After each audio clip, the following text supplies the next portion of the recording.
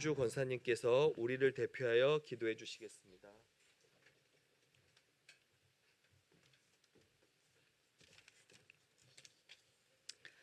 사랑과 은혜가 풍성하신 하나님 아버지, 오늘도 저희를 주님의 몸된 교회로 불러주시고 함께 모여 주님을 예배하게 하신 은혜에 감사드립니다. 찬송과 경배와 영광 받으시기에 합당하신 주님, 우리의 예배를 기뻐 받아 주옵소서. 길었던 겨울이 지나가고 봄의 기운이 소생되는 계절에 갑작스러운 재난으로 힘든 한 주를 보내고 있습니다. 주님, 이 땅을 불쌍히 여겨 주옵소서. 속히 이 재난이 지나가게 하옵소서. 더 이상의 피해가 없게 하시고 슬픔과 절망에 빠진 이들을 위로하여 주시고 주님의 평안이 그들에게 임하게 도와주옵소서. 하루빨리 피해 지역이 복구되고 주민들이 다시 일상을 되찾을 수 있도록 필요한 지원과 도움의 손길을 허락하여 주옵소서.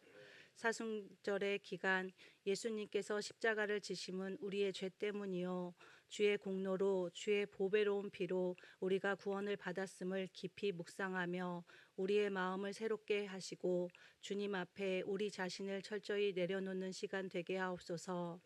고난당하는 북한의 형제 자매들을 긍휼히 여겨 주옵소서. 참된 진리의 말씀이 선포되어 매임에서 노임을 받는 은혜가 있게 하옵소서. 복음 안에서 함께 주님을 찬양하는 날이 속히 임하길 소망합니다. 중국과 제3국에서 방황하고 고난 가운데 처한 이들을 보호하여 주시고 복음을 들을 수 있는 길을 열어 주옵소서. 복음을 위해 헌신하는 선교사님들을 기억하여 주시고 그들의 필요를 채워주시고 늘 동행하여 주옵소서. 오늘 말씀 전하시는 강홍사 목사님을 사랑하고 축복합니다. 영혼육 늘 강건하도록 붙들어 주시고 성령의 기름 부음으로 충만케 하옵소서. 주께서 맡겨주신 사역에 감사와 은혜로 감당하게 하시고 필요에 따라 돕는 일꾼들도 붙여 주옵소서. 오늘도 목사님의 말씀을 통해 듣는 저희 모두가 말씀에 변화되게 하옵소서. 믿음으로 말씀에 순종하여 치유되고 회복되어 결단하고 행함으로 우리의 삶 속에서 풍성한 열매로 주님께 영광이 되게 하옵소서. 오늘도 예배하는 우리 모두는 주님의 긍휼하심을 받고 때를 따라 돕는 은혜를 얻기 위하여 은혜의 보좌 앞에 담대히 나가게 하옵소서. 사랑합니다, 주님. 감사드리며 예수님의 이름으로 기도합니다. 아멘.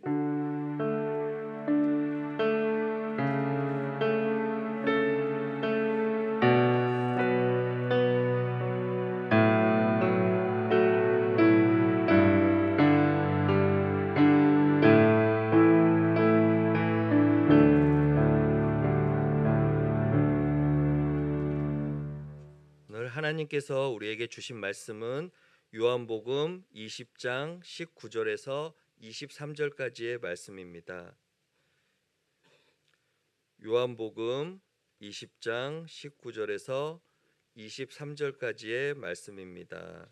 다 찾으셨으면 한 절씩 교독하시고 마지막 절을 함께 읽겠습니다. 이날 곧 안식 후 첫날 저녁 때에 제자들이 유대인들을 두려워하여 모인 곳에 문들을 닫았더니 예수께서 오사 가운데 서서 이르시되 너희에게 평강이 있을지어다.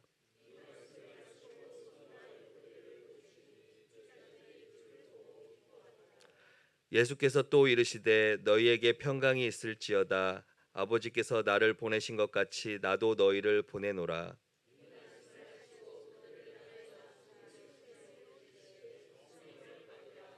다 같이 너가 누구의 죄를 사하면 사하여질 것이요 누구의 죄든지 그대로 두면 그대로 있으리라 하시니라. 아멘. 샬롬의 빛이라는 말씀의 제목으로 강홍삼 목사님께서 말씀 선포하실 때 큰 은혜 받으시기 바랍니다.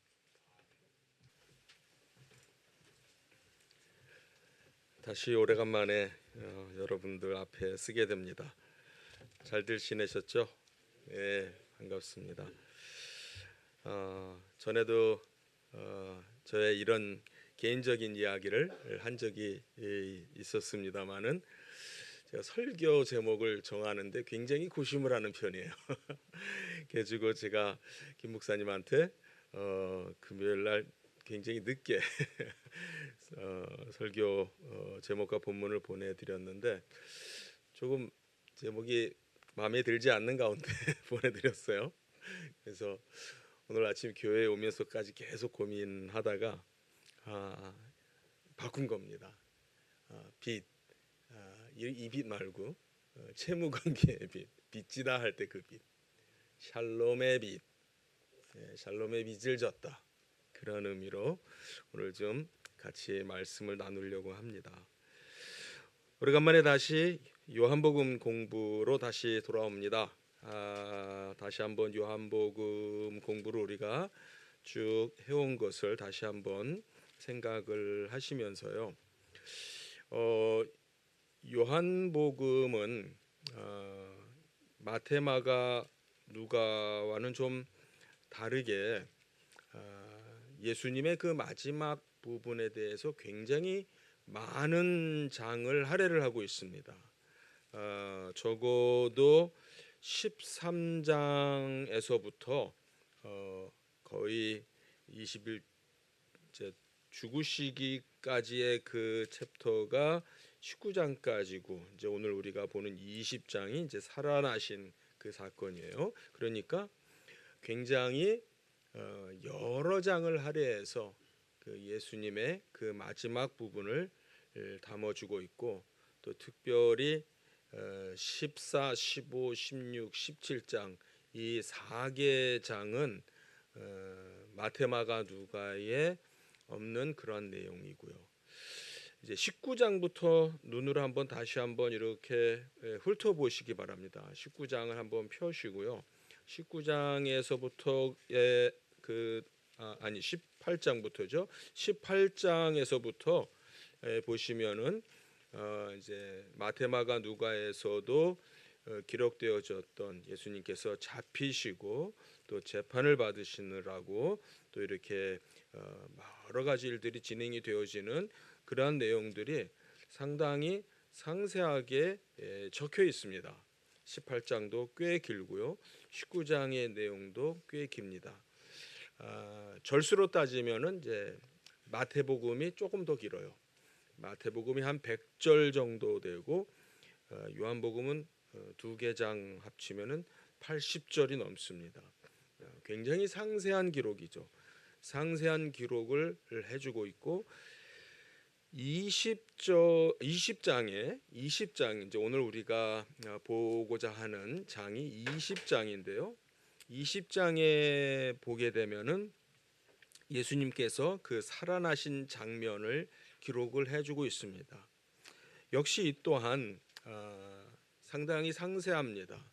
오히려 이 부분은 마태복음보다도 어느 복음서 공관복음보다도 더 자세한 기록을 해주고 있습니다. 물론 같은 내용을 다루고 있다라는 뜻은 아니고요. 그 같은 사건의 내용일지라도 조금 더 상세한 부분을 말을 해주고 있습니다. 그런 부분에 있어서 좀 요한복음의 그 차이점을 우리가 얘기할 수 있고 또 오늘 우리가 본문으로 읽은 19절에서부터 23절 또한 요한복음에만 나오는 내용이고요. 더더욱 24절 이하에 또 도마가 이제 있었을 때 같이 다시 한번 예수님께서 말씀하시는 이 사건 또한 요한복음에만 나타나는 내용입니다. 무슨 얘기일까요? 여러분들 한번 이것을 그냥 무심코 생각해서는 절대 안 되고요. 저자 요한이 물론 성령의 감동을 받아서 이 기록을 하게 됩니다. 요한복음이라고 하는 기록을 하게 됩니다. 성령께서 그 마음을 영감하셔서 이 기록을 하게 됩니다. 이 기록을 통해서 요한을 통해서 우리에게 하나님께서 의도하시는 바가 무엇인가? 다시 얘기하면은 하나님은 요한의 기록을 통해서 우리가 무엇을 보게끔 하시는가? 무엇을 읽고 듣게끔 하시는가? 상당히 많은 지면, 많은 분량을 할애를 해서 예수님께서 어떻게 죽으셨고 또 어떻게 고난을 받으셨고 또 어떻게 살아나셔서 그 정황 속에 죽으시고 살아나시는 그 정황 속에서 우리로 하여금 뭔가를 발견하고 느끼기를 원하시는 거예요. 그러니까 요한복음은 처음부터 우리를 위해서 이 땅에 오신 이 분은 하나님이십니다 라고 하는 매우 어려운 이야기를 합니다. 굉장히 차원이 높은 얘기를 합니다. 하나님이 우리에게 오셨습니다. 그런데 이제 이 분이 우리를 위해서 십자가에 달려 죽으시는 거예요. 대충 요한복음에서의 그 시작이 13장이라고 본다면은 13장 1절에 어떻게 기록이 되어 있냐면은 예수님께서 자기에게 속한 자들을, 아버지께서 그 아들에게 주신 자들을 사랑하시는데 끝까지 사랑했다라고 기록을 하면서 말이 시작이 되어집니다. 끝까지 사랑했다.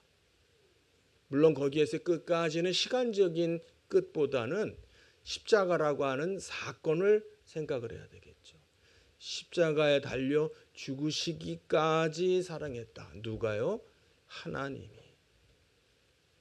그러니까 우리가 보고 느껴야 되는 것은 무엇이냐면은 하나님이 우리를 사랑하셨는데 하나님께서 십자가에 달려 죽으시기까지 사랑하셨다라고 하는 기록을 요한은 해주고 있고 그 기록이 그냥 짧게 지나가는 게 아니라 굉장히 길게 자세하게 언급이 되고 있다라고 하는 겁니다. 그래서 20장에 와서도 그냥 우리가 이거를 그냥 사건으로만 읽게 되면 감동이 별로 없어요. 지금 우리가 부활주일까지 한 3주 남았나요? 지금 우리가 사순절이라고 하는 기간, 그리스도의 고난을 기억하는 그러한 기간을 우리가 보내고 있습니다. 특별히 우리가 그리스도께서 어떻게 우리를 위해서 십자가에 달려 죽으셨는지를 생각하는 기간이에요.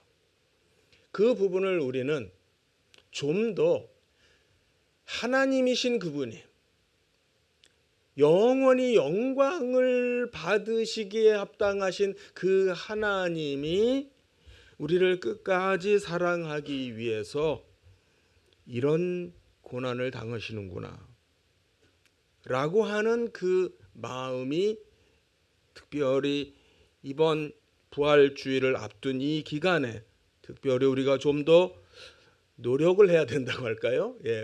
우리 인간의 연약함이 늘 산만하고 분주하고 바쁘고 이리저리 이유가 있어서 그렇지 못한 것이 사실이잖아요. 그러니까 이 사순절 기간 동안에 더더욱 그런 마음을 갖고 우리가 주님의 고난을 생각을 하면 좋겠다라는 겁니다. 그래서 20장에 보면은 예수님께서 부활하신 사건을 기록을 해 주시는데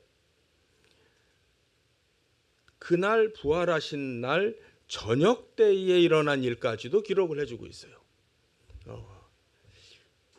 이런 자세한 기록은 정말 요한복음을 통해서 우리가 보게 되는데 사실 이 본문은 오늘 우리가 읽은 본문은 오래전에 제가 설교를 한 적이 있습니다. 그때 설교를 하면서 제가 성경을 찾아가면서 자세하게 공부를 한 적이 있기 때문에 오늘은 그 내용을 반복하기보다는 조금 더 좀 이 본문 안에서의 좀 더 좀 압축해서 제가 이 본문의 의미를 한번 좀 생각을 하려고 합니다. 예수님께서 나타나셨어요. 유대인 제자들이 저녁 시간에 유대인들을 두려워하여서 모인 곳에 문을 닫고 문을 이제 걸어 잠고 그래서 이제 거기 모여 있는데 예수님께서 그 중앙에 나타나셨습니다. 예, 문이 닫혀 있는데 어떻게 들어오셨는지에 대한 이야기는 하지 않도록 하겠습니다. 하지 안 한다 그러니까 또 이상하게 생각할 것 같으네요. 예, 부활하신 몸이 지금 우리의 몸과는 다르다라고 하는 그것을 우리가 생각을 할 수가 있겠고요. 거기에 대한 긴 얘기는 제가 하지 않겠다 이 말이고요. 오셔서 하신 첫 번째 말씀이 샬롬이라는 말입니다.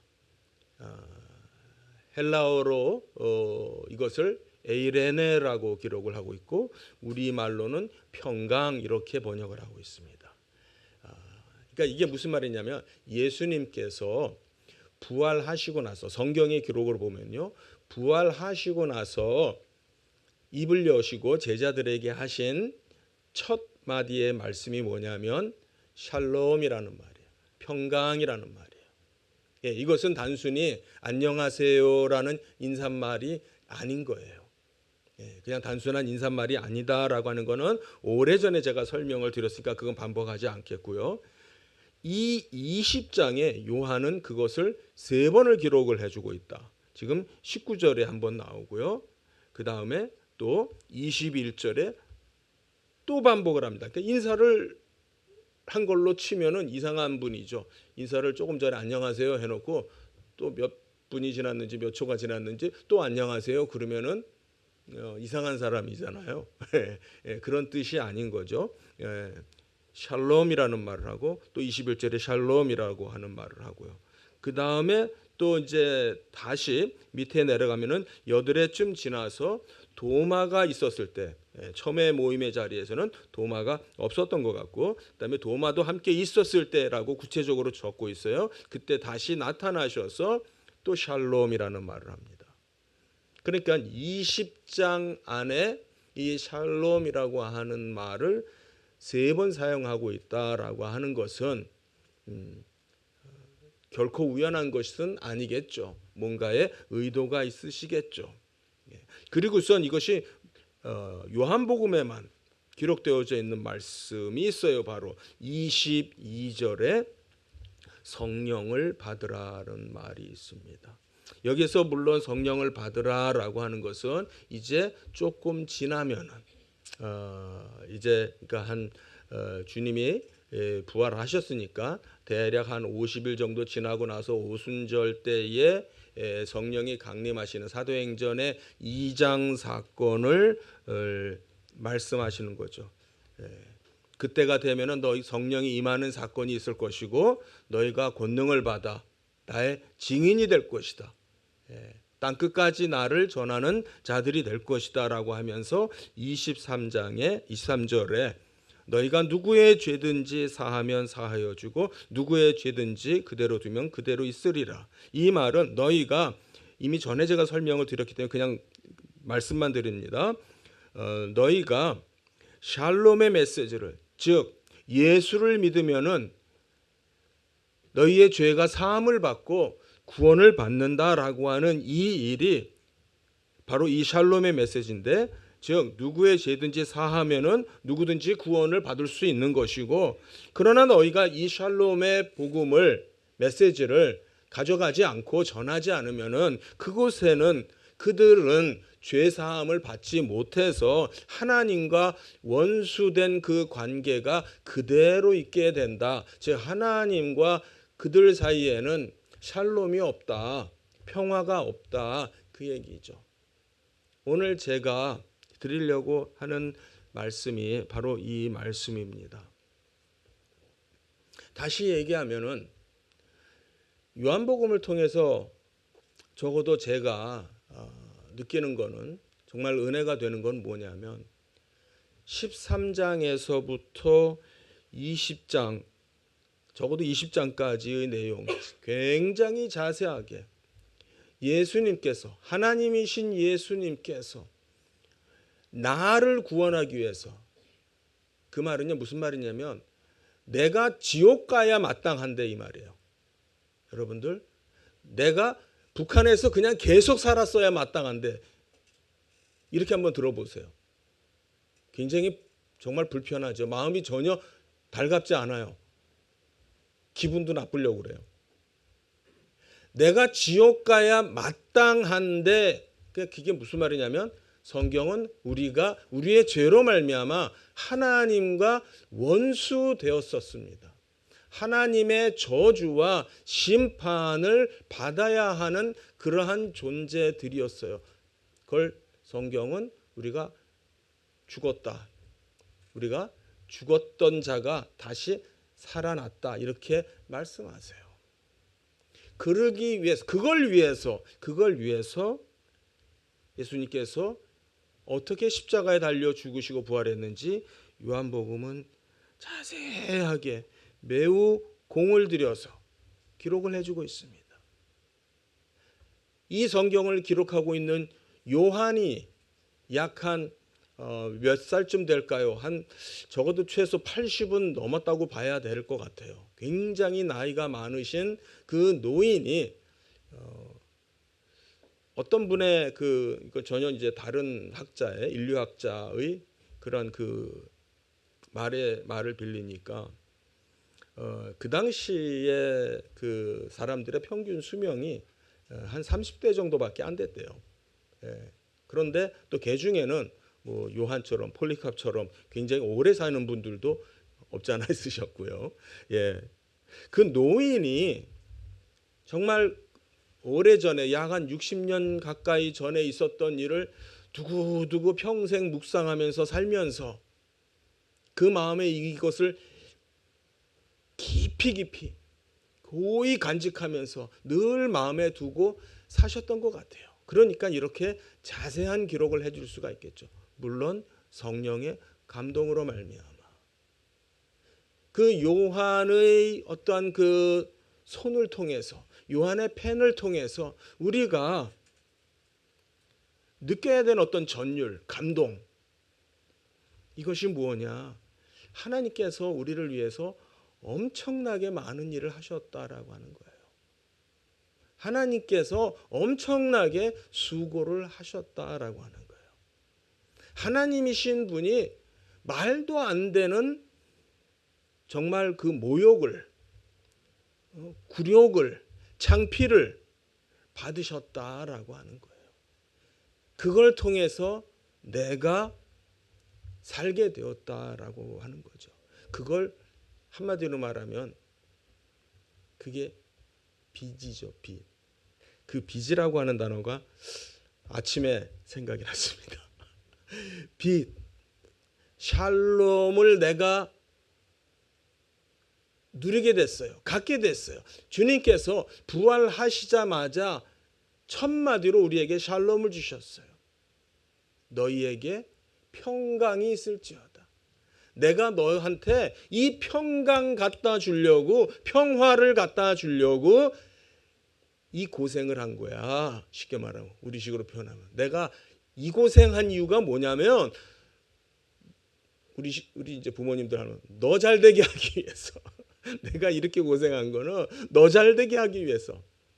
주님께서 이 고난을 받으신 것은 너희에게 이 평화를 가져다 주기 위해서, 평화를 완성하시기 위해서. 그게 하나님이 하신 일이에요. 결국 그거는 빚이다라고 하는 겁니다. 우리가 빚을 진 거다라고 하는 겁니다. 이것이 오늘날 우리가 특별히 우리 한국 교회가 좀 많이 잃어버린 것이 아닌가, 이런 생각을 하게 됩니다. 정말 세상이 어지럽습니다. 정말 무슨 일인지 뭐 하나에서부터 10까지 정말 불안하게 하는 일들 뿐입니다. 뭐가 잘 된다는 소식은 별로 없는 것 같고 모든 것이 다 불안스럽기만 합니다. 걱정스럽기만 합니다. 이럴수록 우리는 우리의 자세를 다시 추스릴 필요가 있다고 생각이 되어져요. 이걸 가지고 무슨 누구의 잘잘못을 얘기하자라는 것이 아니고요. 과연 하나님을 믿는 사람은 이럴 때에 어떻게 하는 건가? 하나님을 믿는 사람들은 이럴 때 뭘 하나? 첫 번째, 엎드려야죠. 그렇죠? 첫 번째, 엎드리는 겁니다. 두 손을 모으고 머리를 두 무릎 사이에까지 내리는 거예요. 그게 뭡니까? 기도죠. 뭘 위해서? 하나님의 의가 이 땅 위에 드러나게 하여 주시옵소서를 위해서 우리가 기도해야 돼요. 하나님은 언제나 오르십니다. 하나님은 영원히 오르십니다. 하나님만이 오르세요. 그게 뭐냐면 하나님의 의예요. 성경에 보면은 하나님의 의는 영원할지어다, 세세토록 무궁할지어다 라고 하는 표현이 자주 등장하잖아요. 바로 이것이 우리가 기억해야 될 말입니다. 하나님만이 옳습니다. 당신은 옳습니다. 우리는 너무나 잘못하고 있고 우리의 죄로 인해서, 우리의 잘못으로 인해서 우리의 삶이, 생활이 이렇게 막 엉키고 꼬이고 막 그냥 엉망이 되어버렸습니다. 뭐 하나 제대로 돌아가는 게 하나도 없는 것 같습니다. 그러나 하나님은 언제나 오르십니다. 하나님은 언제나 오르십니다. 우리가 기도해야 될 건 이거예요. 이 땅 위에 하나님의 의가 나타나게 하여 주시옵소서. 하나님의 의 앞에 모든 사람이 엎드리게 하여 주시옵소서. 머리를 숙이게 하여 주시옵소서. 이것이 우리가 기도해야 될 내용이에요. 정말 우리가 먼저 하나님을 안 자들로서 진 빚이 있다면, 그래서 갚아야 될 것이 있다면 바로 이럴 때 기도하는 겁니다. 믿는 자들이 하나님 앞에 기도하는 겁니다. 하나님 앞에 다시 나오는 거예요. 바로 하나님의 의가 드러나게 하여 주시옵소서. 너희는 오직 그 나라와 그 의만 구하라 그랬어요. 그렇죠? 우리의 관심과 마음이 참 부질없는 데가 있어요. 그걸 우리는 쓸데없는 짓이라고 해요. 쓸데없는 거라고. 예. 정말 우리의 마음이 정말 부질없는 데가 있고 부질없는 일에 둡니다. 정말 이럴 때일수록 우리는 다른 거 생각하면 안 되고요. 하나님만을 바라보시기를 바랍니다. 하나님의 의가 드러나기를 바랍니다. 그거를 위해서 기도하도록 준비되어 있는 사람들이 우리예요. 이 때를 위해서 준비되어 있는 자들이 우리예요. 그것이 우리가 진 빚이라고 생각을 합니다. 사랑하는 성도님들, 우리 한국교회는 정말 빚더미에 올라있는 교회다. 복음의 빚더미에 올라있는 교회다. 저는 그렇게 생각을 합니다. 정말 이건 교회사적으로, 선교사적으로, 선교의 역사라는 그런 관점에서 보더라도요, 한국 교회처럼 나라마다 복음이 들어갈 때 다 그렇게 똑같지 않더라고요. 정말 한국 교회에 복음이 들어오는 거는요, 매우 특이한 방법으로 들어옵니다. 성경이 전래되고요, 황해도에 소래교회가 세워지고요, 사실 선교사가 들어오기 전에 한국 땅에는 교회가 먼저 세워졌어요. 신기한 일이에요. 이것도 수수께끼예요. 그리고 한국 땅에 들어온 선교사들은요, 여러분 한번 이렇게 생각해 보세요. 일본 땅에 갈 선교사들이 중국을 갈까? 일본을 갈까? 그 사이에 또 한국이라는 나라도 있네. 조선이라고 그래야 되겠죠. 조선도 있네. 그런데 일본에 갈 선교사들이 조선 땅에 왔으면 지금 일본은 복음화율이 1%가 안 되잖아요. 일본은 복음화율이 1%가 안 돼요. 지금 우리가 저도 그렇고 일본 선교를 하고 있잖아요. 우리가 복음의 진 빚인 거죠. 정말 어떻게 한국 땅에 오신 선교사님들 정말 바른 신학을 우리에게 전해줬고요. 또 그분 한 분 한 분들이요, 얼마나 탁월한 분들인지 몰라요. 선교사들, 목사님들도 엄청 탁월했고요. 그 당시에 많은 의사들도 들어왔어요. 그 의사들, 그 당시에 정말 미국의 아주 좋은 명문 의과대학 수석으로 졸업한 그런 분들이 평생을 이 땅 위에서 선교를 하다가 죽어서 이 땅에 묻히고, 자식도 여기다가 묻고, 본인도 여기도 묻어달라고 그러고, 정말 복된 나라예요. 복된 교회예요. 왜 이런 빚을, 왜 우리는 이렇게 사랑을 받은 건가? 이게 빚이 아니겠습니까? 빚은 갚아야죠. 그렇죠? 여러분, 빚은 갚는 겁니다. 빚은 갚아야 돼요. 그래야 이게 성경적인 것이고요. 다시 말하면요, 우리가 어떻게든지 복음을 전하는 그런 마음을 가져야 된다라는 겁니다. 우리가 복음을 전한다라는 건요, 여러분들 어렵게 생각하지 마시고요, 만나는 사람마다 예수님 얘기를 하세요. 그 사람 보고 교회 가자는 소리 안 해도 되고요, 만나는 사람마다 여러분이 예수를 믿는 사람인 이야기를 해주시기 바랍니다. 내가 어떻게 예수님을 믿어서 어떻게 살고 있고, 내가 어떤 일을 어떻게 내가 예수님께 기도하고 그래서 예수 이름으로 기도하고 하는 예수님 믿는 이야기를 하는 게, 그게 여러분이 전도하는 방법이에요.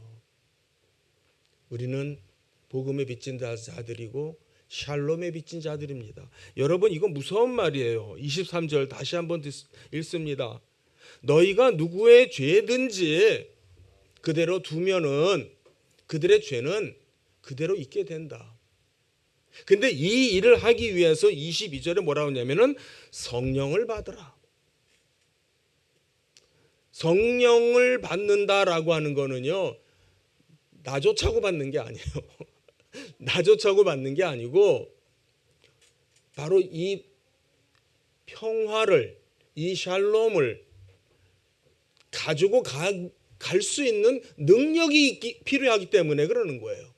능력이 없어요. 제자들도 능력이 없었어요. 두려워했어요. 겁나했어요. 문 걸어 잠고 지금 숨어 있어요. 능력, 힘, 권능, 이거는 성령을 통해서 오는 거예요. 그렇기 때문에 성령이 필요한 거예요. 여러분, 성령께서 여러분 안에 계시다면은 우리는 복음을 전할 수가 있어요. 이 빚을 갚을 수 있다 이 말입니다. 한 가지 개인적인 기도 제목을 나누면서 제 말 설교를 좀 정리를 하도록 하겠습니다. 오늘 아침에 저 딸애가, 큰애가 네팔에 선교하러 갔습니다. 한 주간 동안 혼자서 단신으로 네팔에 들어갔습니다. 굉장히 감격적인 순간이에요. 왜냐하면은 얘가 15살 때, 고등학교 1학년 때 네팔에 처음 단기 선교를 갔습니다.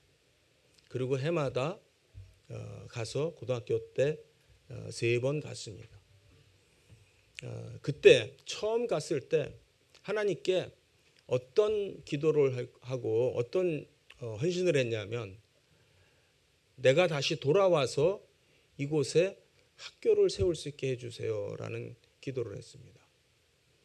그리고 이제 대략 한 16년 이상이 지났습니다. 그리고 지금 싱가포르에서 영어 선생으로 지금 일을 하고 있어요. 어찌저찌 이렇게 연결이 돼가지고선 지금 네팔에 들어가게 됩니다.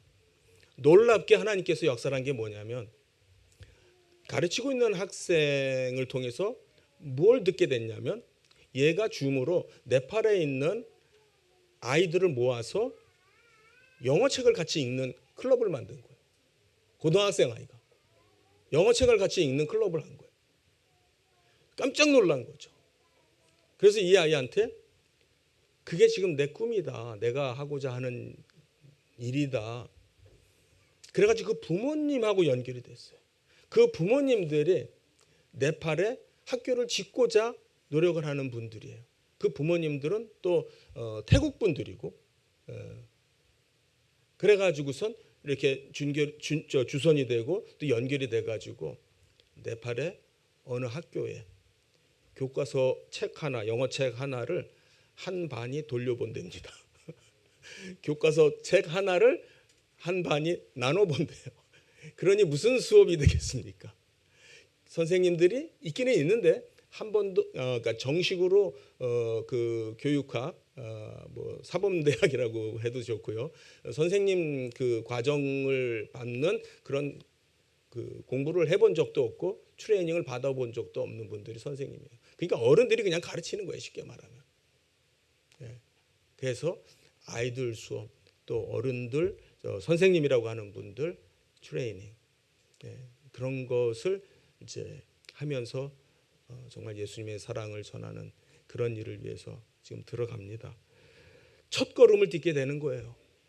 한 16년 전에 어린아이가 작은 약속의 기도를 한 것이 물론 그 사이가 그렇게 평탄하지 않았습니다. 어느 한순간부터 대학 다니고 좀 머리가 커지면서부터 안 하겠다고. 그게 왜 내가 할 일이냐고. 왜 아버지가 자꾸 나한테 그런 부담 주냐고. 절 타박하고 나 때문에 자기가 힘들다고. 그래서 저는 더 이상 얘기하지 않았는데 하나님께서 얘를 미국에서 저 싱가포르로 옮기시더라고요. 싱가포르에 있는 학교로 보내시더라고요. 그래서 저는 그것 자체가 야 하나님께서 그 몸을 그쪽 가까이로 보내는구나. 하나님께서 몸이 글로 가니까 사실 생각해 보면은요 싱가포르는 그 아시아의 그 동남아 그쪽에 중심지라고 할 수 있고요. 뭐 바로 인접해서 뭐 인도네시아도 붙어 있고 말레이시아도 있고 뭐 다 거기에 나라들이 다 가깝잖아요. 몸이 가까운 데 있으니까 마음도 생기는 것 같다는 그런 마음이 생겨요. 우리말에 몸이 멀어지면 마음도 멀어진다 그러잖아요. 그 아이의 마음에 오랫동안 빚이 있었던 것 같아요. 그 빚을 때로는 부인도 하고 정말 거기서부터 도망도 치기도 하고 그랬는데 하나님께서는 은혜를 주셔서 이번 주에 이제 오늘 아침에 일찍 6시에 들어가서 다음 주일까지 주일날 아마 나오나 봐요. 정말 그래서 제가 기도 다른 곳 기도하지만 내가 너를 위해서 그리고 네팔 사람들을 위해서 기도하는 이걸 놓고 기도한다 라고 제가 써서 보내줬어요. 네가 이 여행을 통해서 이 한 주간의 그 선교 여행을 통해서 첫째는 하나님이 네팔에 계시다라고 하는 것, 네팔에도 하나님이 계시다라는 것을 네가 알기를 원하고, 그리고 하나님이 그 네팔 사람들을 사랑하시고 특별히 어린아이들을 사랑한다라는 것을 네가 알기를 원하고, 그리고 그 모두는 우리가 그렇듯이 예수님이 필요하다는 걸 네가 깨닫기를 바란다. 이걸 위해서 내가 기도한다. 그리고 샬롬이라고 하고 마치 제가 톡을 보냈어요. 우리 모두는 특히 그렇지 않습니까? 여러분, 북한에도 하나님이 계세요. 믿으십니까? 북한에도 하나님이 계십니다. 북한에서도 하나님은 일하시고 계십니다. 일하세요. 중요한 거는 내가 그 일에 동참하느냐의 문제입니다.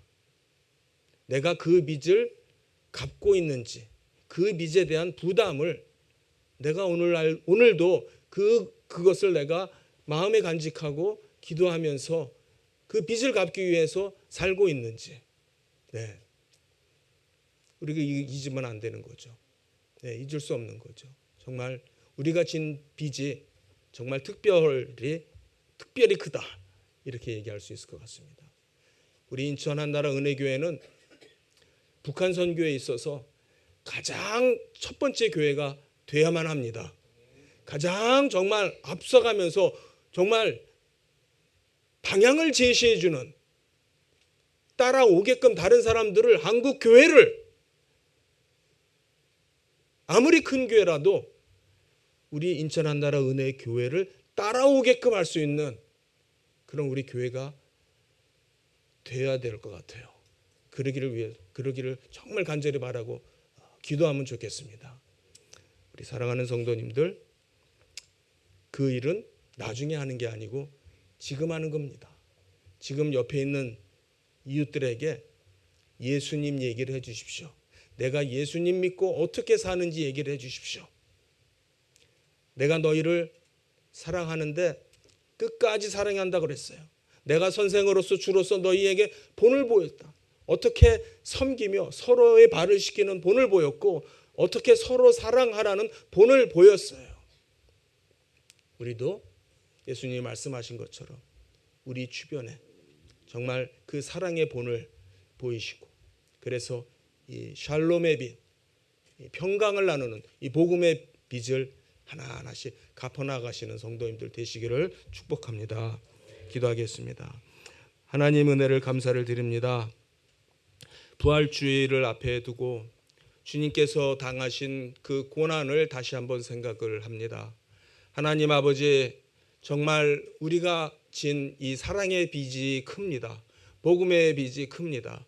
어떻게 해서든지 이 복음의 빚을 나눌 수 있게 하여 주시옵소서. 그러기 위해서는 우리에게는 능력이 필요합니다. 성령의 능력이 필요합니다. 성령께서 우리와 함께하여 주시고 그리스도의 사랑을, 복음을 담대하게 전하는 우리 모두 인천 한나라 은혜교회 되게 하여 주시옵소서. 예수님의 이름으로 기도합니다. 아멘.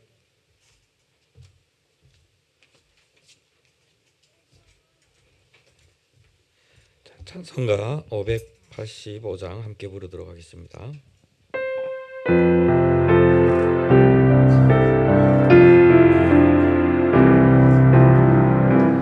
내 주는 강한 성이요 방패와 용이 되시니 큰 환난에서 우리를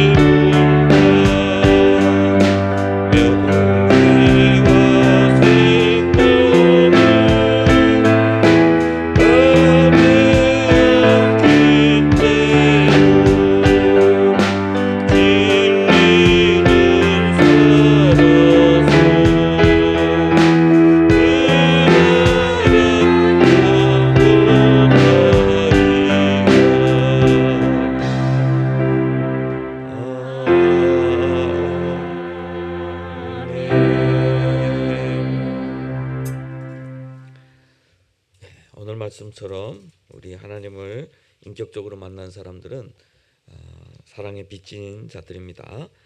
빚진 자로서 우리 많은 분들을 또 섬기고 사랑하면서 살아갈 수 있었으면 좋겠습니다. 우리 오후 1시 30분부터 새신자 교육이 있습니다. 뭐 한 번 더 들으실 분들은 들으셔도 되고요. 그리고 참여 안 하신 분들은 꼭 참여해 주셔야 됩니다. 그리고 4주 동안 진행할 거예요. 매주 예배드리고 1시 반 이렇게 4주 동안 진행할 건데 끝나고 나면 우리가 좋은 데 가서 저 성도에 가서 커피 한잔 하면서 이렇게 좋은 시간 가지도록 하겠습니다. 나눔의 시간도 함께 하도록 하겠습니다. 그리고 오늘 오후 4시부터 이제 함께 그 예배를 인도공 교회와 함께 교제 시간이 있습니다. 그리고 드디어 왔습니다. 4월 3일 우리가 매주 목요일 7시부터 9시 반까지 우리 북한 선교학교를 진행합니다. 우리 전국적으로는 이미 여러 곳에서 진행하고 있어요. 저 부산에서 그리고 제주에서도 진행하고요. 그런데 인천이 항상 느리더라고요. 이게 탈북민 교회 세워질 때도 전국적으로 탈북민 교회 다 세워질 때 인천은 제일 마지막에 또 이렇게 세워졌습니다. 그런데 북한 선교학교도 이렇게 마지막에 세워지는데 어떻게 보면 또 마지막에 세워져서 또 잘하기도 할 수가 있을 것 같아요. 그래서 인천 지역에 우리 북한을 위해서 기도하고 또 이제 헌신하는 그런 교회들, 그런 성도들 연합할 수 있는 큰 연합을 좀 이렇게 북한 선교학교를 통해서 이루어졌으면 좋겠어요. 그래서 주변에 좀 많이 광고해 주시고 이번에는 여기서 하고 다음 뭐 2차는 또 다른 교회에서 이렇게 돌아가면서 해서 북한 선교에 대한 마음을 좀 많이 품을 수 있도록 점점 분단 80년 되어 가면서 이제는 전국적으로 북한에 대한 관심도 없고 통일에 대한 관심도 없고 특히 청년들 그렇기 때문에 북한 선교학교를 통해서 그런 마음들을 좀 많이 이렇게 전달했으면 좋겠습니다. 그래서 우리 성도님들부터 좀 많이 참여해 주시고 그리고 오후 1시 30분 끝난 후에 이번에 여기 참여 신청하신 분들 또 참여하실 분들 모임을 좀 가지겠습니다. 그래서 찬양팀도 구성해야 하고 여러 가지 뭐 어떻게 준비를 좀 해야 될 것 같아요. 그리고 끝나면서 우리 전국적으로 이렇게 함께 진행하기 때문에 아울리치가 있어요. 국내 아울리치. 전국적으로 북한을 위해서 기도하는 분들 함께 와서 우리 좀 뭐 국내 같은 경우는 저쪽 철원 쪽에 방문도 하고 그쪽을 방문하면 기도하기도 하고 국외로 가실 분들은 저쪽 동남아 쪽에 가서 현재 구출돼서 양육받고 있는 자매들 만나고 이렇게 올 수도 있습니다. 그래서 광고를 참여하시고 많이 참여해 주셨으면 좋겠습니다. 자, 우리 고백 있죠. 교회는 대한민국과 열방의 희망입니다. 교회는 고난당하는 북한 주민들의 희망입니다. 나는 교회의 희망입니다. 우리 함께 일어서셔서 이산지를 내게 주셔서 선포한 후에 우리 강웅산 목사님께서 나오셔서 헌금기도와 축도로 예배를 마치겠습니다.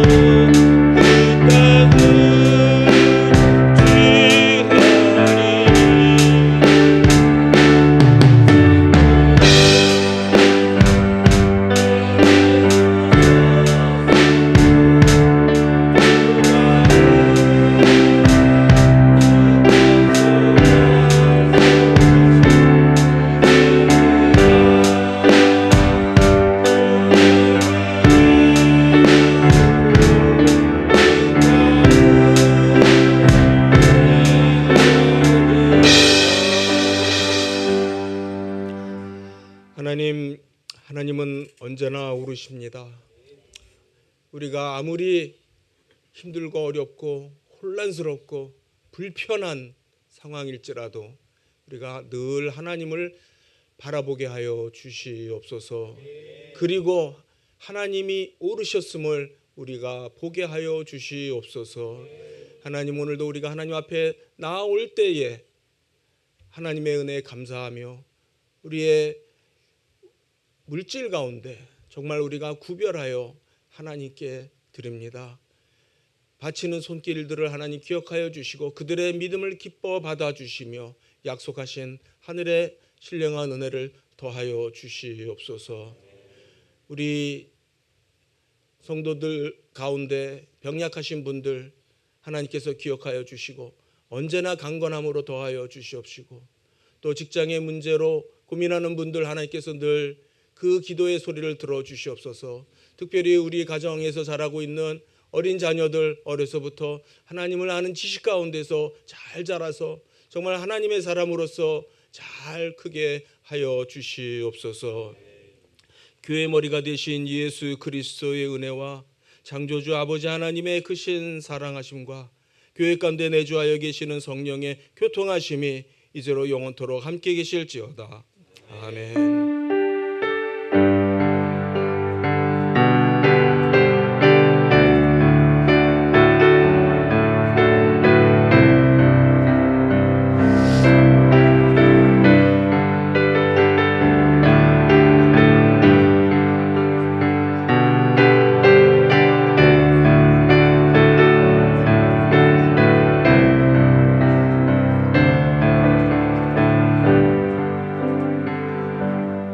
예배를 마쳤습니다. 하나님께 영광의 박수 올려드립니다.